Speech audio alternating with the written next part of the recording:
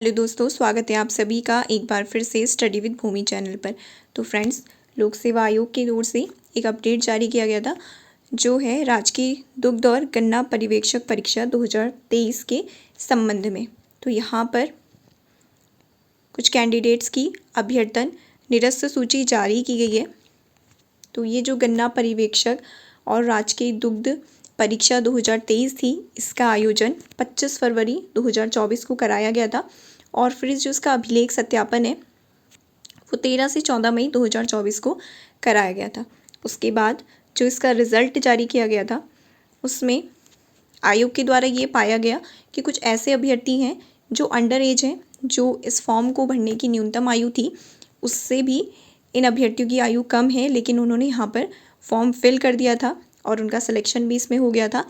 तो यहाँ पे दिया हुआ है कि निर्धारित न्यूनतम आयु सीमा से कम आयु के अभ्यर्थियों द्वारा आवेदन करते हुए अभिलेख सत्यापन में प्रतिभाग किया गया है। तो ऐसे अभ्यर्थियों का अभ्यर्थन जो है आयोग के द्वारा अंडर एज होने के कारण गन्ना पर्यवेक्षक पद से निरस्त कर दिया गया है, क्योंकि उनके कैंडिडेट्स की जो एज थी, जो न्यूनतम आयु सीमा यहाँ पर मांगी गई थी उससे कम थी। तो इसी वजह से कुछ जो ये कैंडिडेट्स हैं जिनका आप यहाँ पे रोल नंबर देख पा रहे हैं, इनका अभ्यर्थन आयोग की ओर से निरस्त कर दिया गया है।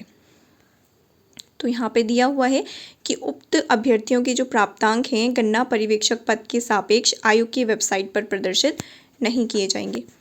तो यहाँ पर ये रोल नंबर दिए हुए हैं, तो आप इन्हें यहाँ से चेक कर सकते हैं। काफ़ी ऐसे स्टूडेंट हैं। तो यहाँ पर आप देख पा रहे हैं ये लिस्ट।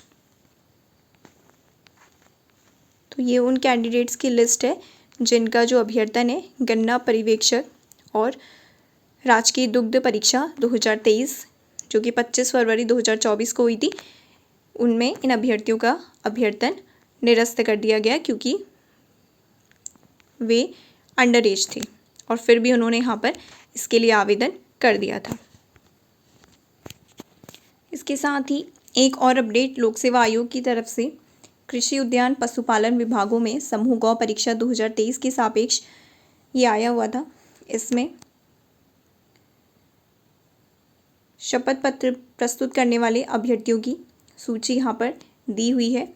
तो यहाँ पर दिया हुआ है कि एतद द्वारा सूचित किया जाता है कि कृषि उद्यान पशुपालन विभागों में जो परीक्षा समूह गौ परीक्षा 2023 हुई थी उस सूची में अहर्त घोषित किए गए कतिपय जो अभ्यर्थी थे उनके द्वारा आयोग को प्रार्थना पत्र या शपथ पत्र प्रेषित किया गया था कि उनका जो चयन है वो अन्य विभागों में हो गया है, जिस कारण आयोग से अनुरोध किया गया है कि प्रश्नगत चयन प्रक्रिया में उन्हें विचारित ना किया जाए। उक्त अभ्यर्थियों का विवरण निम्नवत है। तो यहाँ पर कृषि उद्यान और पशुपालन विभाग में कुछ ऐसे कैंडिडेट्स हैं जिनका सिलेक्शन हुआ था, लेकिन उनका जो सिलेक्शन है वो और कहीं भी विभागों में हो गया है, इसलिए उन्होंने आयोग को शपथ पत्र प्रेषित करके अवगत कराया था कि वो चयन प्रक्रिया में उनको विचारित ना किया जाए। तो आयोग के द्वारा उन अभ्यर्थियों की यहाँ पर लिस्ट जारी की गई है जिन अभ्यर्थियों ने आयोग को प्रार्थना पत्र या शपथ पत्र प्रेषित किया था कि उनका जो चयन है वो अन्य विभागों में हो गया है और वो इस विभाग में ज्वाइन नहीं करना चाहते हैं। तो यहाँ पर टोटल 7 ऐसे कैंडिडेट्स हैं जिनके द्वारा आयोग को शपथ पत्र भेजा गया था।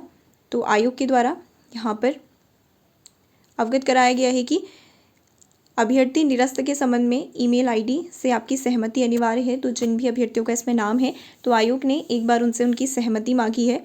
अभ्यर्थन निरस्त के संबंध में अपनी जो सहमति प्रत्यावेदन है वो ईमेल आईडी, यहाँ पर जो ईमेल आईडी दी हुई है इस पर 14/10/2024 को सायं 6 बजे तक प्रेषित कर सकते हैं और उक्त तिथि तक कोई उत्तर ना मिलने पर यह मान लिया जाएगा कि आप इन तथ्यों से सहमत हैं और आपका अभ्यर्थन निरस्त कर दिया जाएगा। तो जिन कैंडिडेट्स के द्वारा आयोग को यहाँ पर शपथ पत्र प्रेषित किया गया था कि उनका चयन अन्य विभागों में हो गया है, वो यहाँ पर ज्वाइन नहीं करना चाहते हैं, तो आयोग के द्वारा एक बार उनसे कन्फर्मेशन मांगा गया और उसके लिए यहाँ पर ईमेल आईडी दी गई है जिसमें आप 14 तारीख को सायं 6 बजे तक अपना जो प्रत्यावेदन है या अपनी सहमति है वो प्रेषित कर सकते हैं। और अगर आप यहाँ पर कोई उत्तर नहीं देते हैं तो आयोग के द्वारा यही मान लिया जाएगा कि आप यहाँ पर ज्वाइन नहीं करना चाहते हैं और आपका अभ्यर्थन जो है वो निरस्त कर दिया जाएगा।